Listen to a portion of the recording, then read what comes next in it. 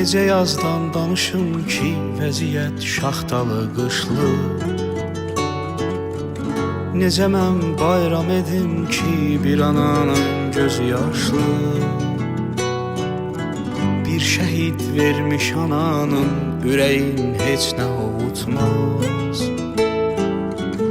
Onları heç kim unutmaz.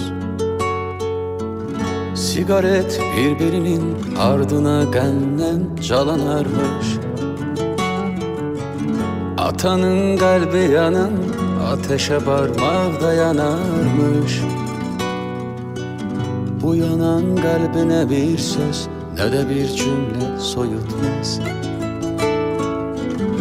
Onları hiç kim unutmaz.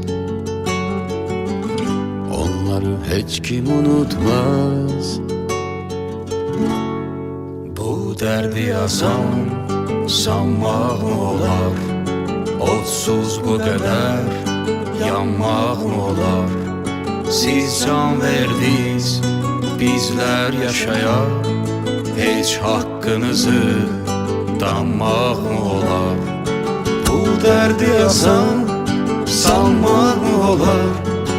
Otsuz bu kadar yanmaq mı olar?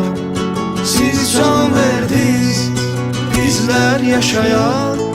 Heç haqqınızı danmaq mı olar? Siz can verdiniz, bizler yaşayaq. Heç haqqınızı danmaq mı olar?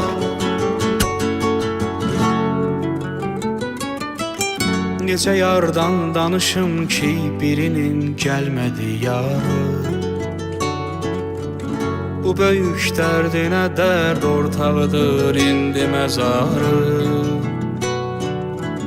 Ona dünyanı da versən, yerin əlbəttə ki tutmaz.